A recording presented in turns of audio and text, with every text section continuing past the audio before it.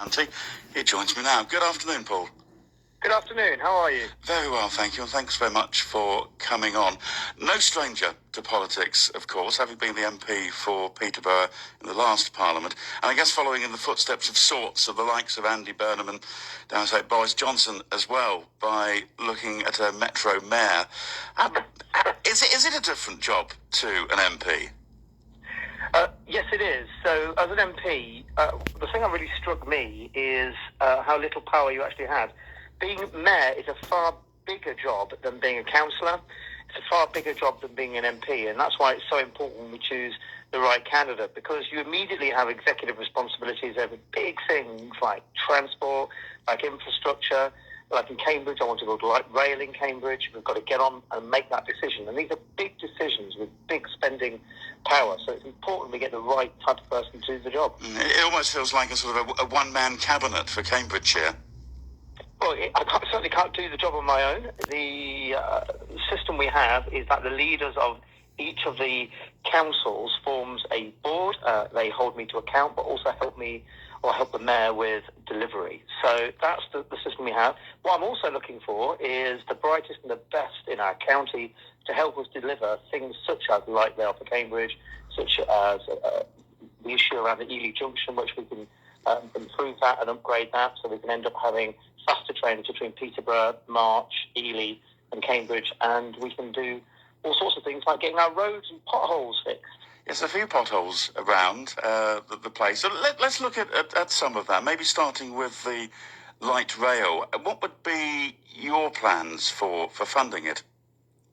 Okay, so we've got to pick winners. So for far too long in Cambridge, we've been, scratching our chins, figuring out what to do about growth and about how to get people around our city, congested as it is. And a lot of those measures have been around trying to get people off the roads and out of our cars, such as the congestion charge, which obviously failed, and we wasted a lot of money going down that route.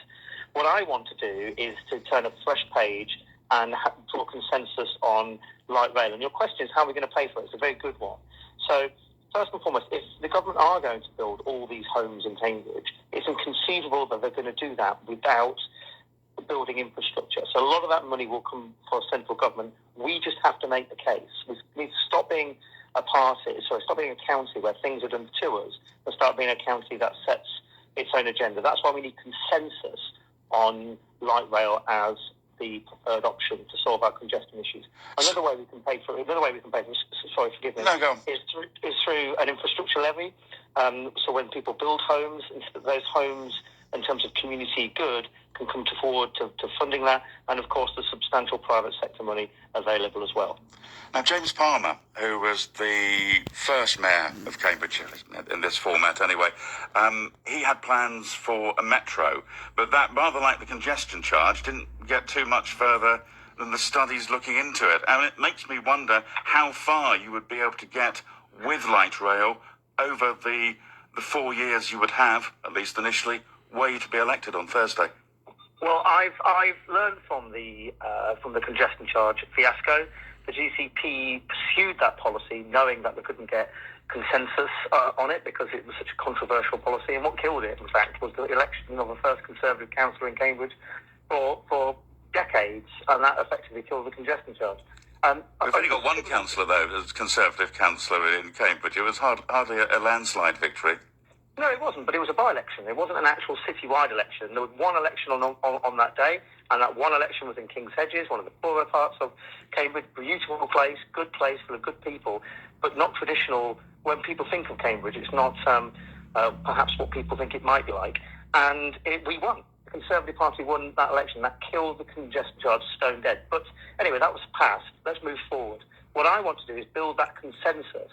So precisely what you say happened when the congestion charge and with the metro doesn't happen again, which is the second a new party gets into power, things are immediately cancelled. This will be as much the Labour councillors and the Liberal Democrat councillors in Cambridge and South Cambridgeshire. It will be as much their legacy as it would mine if we can get light rail. So you really do need to bring on board. Well, it won't be Mike Davey. He's saying he's standing down from Cambridge City Council, but whoever leads there, Bridget Smith at South Cams, and I guess everyone else involved as well around the county who might have this on their patch or near to it. and that way, I guess, in many ways, to use a buzz phrase, you're looking for them to almost take ownership of it as much as you'll be. Oh, of course, because we need to lobby and move together as one. That's what's held Cambridge back over the last 8 or so years. No one can actually get on with one another, and that's why we've achieved nothing in terms of substantial transport infrastructure. Sometimes wrong, sometimes right, but always certain. What we need is that certainty, right? And we've not had that. So my biggest job, I think, will be to build that consensus with the Labour councillors and the Liberal councillors locally. Look what's already happened during this campaign. I started at the start of this campaign, I was the only candidate talking about light rail. Since that's happened, the Liberal Democrats are now saying, well, we might consider it.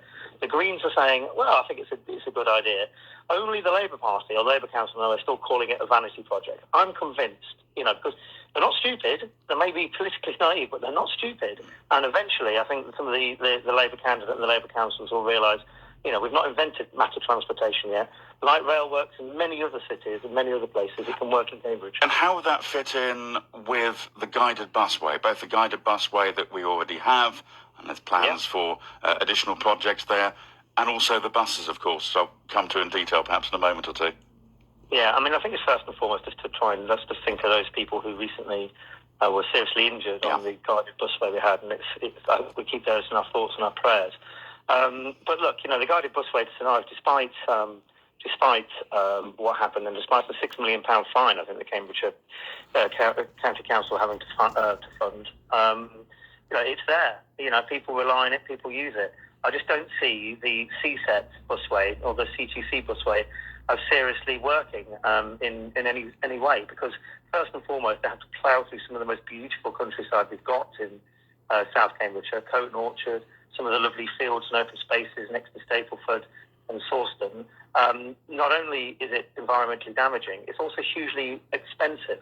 I think there are better routes we can take along existing roads, which will be much cheaper and will contribute a small part into reducing congestion in Cambridge, because it's only a small contributor. We need a fast, reliable and cheap transport system for people, and that's light rail. So would you put pressure on, I think it's a county council project ultimately, I think they have to give it the sign-off, don't they, would they?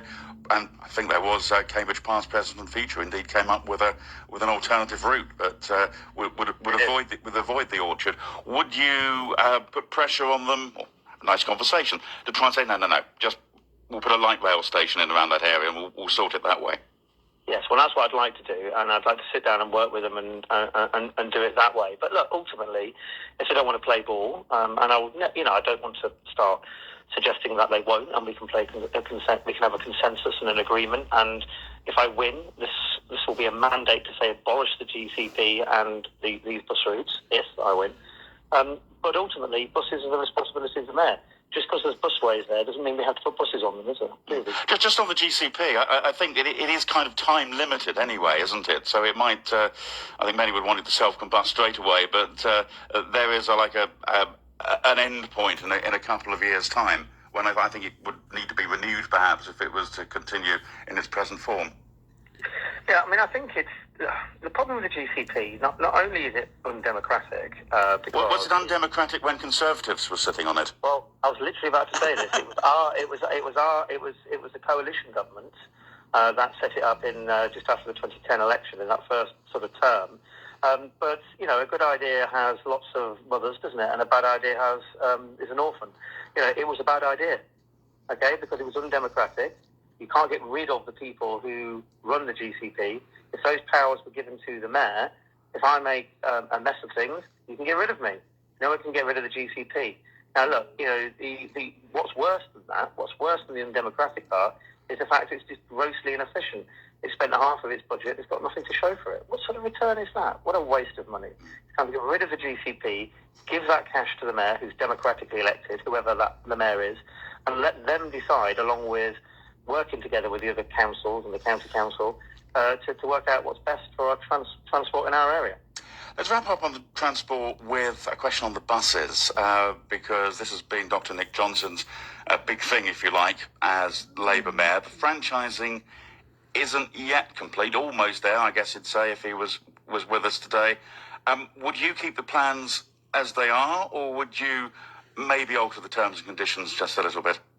Well, Nick rushed through Bush franchising. His last possible thing he did was sign it off. So he's effectively tying the new mayor's hands. Well, I get it. He wants a legacy. His term's not been that thrilling, and he wants a legacy. So I understand that. I think it would be unwise to try and unwind Bush franchising. I don't want the first 18 months of my term, should I win, to be talking about unwinding Bush franchising. But there are other models we can use that don't potentially bankrupt the combined authority, because his franchising plans, let's just understand what it means. His franchising plans demand a 15% reduction in the number of people using cars in Cambridgeshire by 2030 and a doubling of the number of people using buses. This will not happen. Why not? Because it just won't. I can't see the idea, if we want to build all these new homes in Cambridgeshire, are we suddenly going to see a dramatic decrease in the number of people using their cars and going to work? It's just not going to. It's fantasy.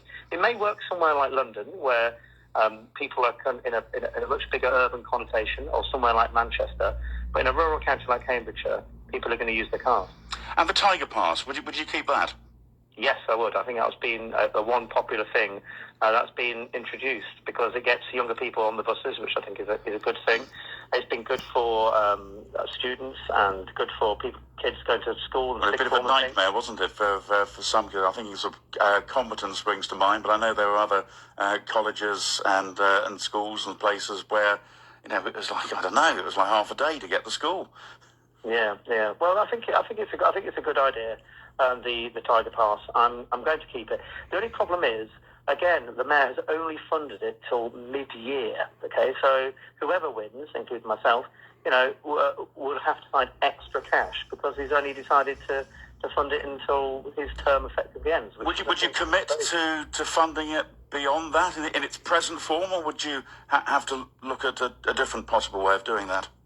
Well, we're going to have a permanent discounted fare system for younger people, and that is in my manifesto, and we're going to commit to it. We should talk a little bit about business. What's the one thing that you would have the power to do in order to make the life of business around Cambridgeshire better? Well, we're going to get Cambridgeshire moving, and it's getting people to work, and it's not scowling at them or yelling at them or penalising if they choose to use their car. Let's make it as easy as it possibly can to use their car, but give them decent public transport alternatives. Cambridgeshire is very special. It's internationally significant. This didn't happen by accident, and it can go elsewhere if we don't protect and nurture that environment. It's not the government that create wealth. It's businesses that create wealth, and we need to remember that. Yeah. We heard from Reform's Ryan Coogan earlier on in the programme. I was wondering if you were concerned as to how Reform might eat into the Conservative vote, not necessarily yours, but enough to perhaps hamper any county council comeback. Well, I've met Ryan for the first time the other day. He seems like a nice fellow. In fact, he told me, he said, Paul, you're running an excellent campaign, and I can't think of a policy you're putting forward that I disagree with. And so I asked him why he's standing then, and he just shrugged his shoulders. But look, everyone's got the right to stand, and Ryan has every right, and good luck to him. I noticed that Kemi Badenoch was speaking to Trevor Phillips on Sky News this morning, and she didn't rule out some sort of pact with Reform at the local level. She did make it clear, I should say, that wouldn't be happening nationally, but at a local level, could you see some sort of mini coalition or block within, say, Cambridgeshire County Council? I think what she was saying was she was reflecting what's the reality, which is that she can't turn around and demand that every Conservative councillor never work with a Reform councillor. That's it's got to be left to local people to make those decisions. What she did rule out was a coalition nationally, which she can control. I think anyone turning around nationally saying you mustn't speak to that Reform councillor, I mean, that's a madness. So I think that's what she was saying. Locally, Reform don't have a single councillor yet, so I think that's a bit of a dead question. Yeah, I guess we have to see what happens on technically on Friday, but people are going to be voting on Thursday, of course. How would you? I guess it makes your life would be easier if you had a Conservative county council. But I guess, as you've intimated in one of your earlier answers, you need to work with people of all colours anyway, and that's clearly not going to change anytime soon because it's just a county council going to the polls on Thursday. Well, that's right. I mean, I think it's worth just emphasising that I'm the only candidate standing for mayor that's not standing for council on the same day, or who isn't already an existing councillor. I'm not hedging my bets. There's only one job I want, which is to be mayor. And the other thing just to emphasise, remember, if any of the other candidates win and are elected to council, they'll have to resign immediately as a councillor, because you can't be a councillor and a mayor at the same time. There would have to be in a really expensive by-election. And a good challenge is, will they pay for the expense of to the taxpayer of a costly by-election? Could it be unnecessary if they had actually chosen, what job they wanted to do? But anyway, I will work with whoever's elected. Okay. What do you do for fun? How do you unwind when you're not knocking on doorsteps? Well, I've got two monsters, aged 10 and 5. They very much keep me grounded. I love my girls so much and spend a lot of time with them. I love football. I love cricket. I've got a great group of lads who are my friends, and I'm very fortunate. And I like to do all of those things. Okay, well, we'll find out exactly how much time you get to do that, I guess, on Thursday. Paul Bristow, thank you very much for speaking to Cambridge Radio. Thanks very much.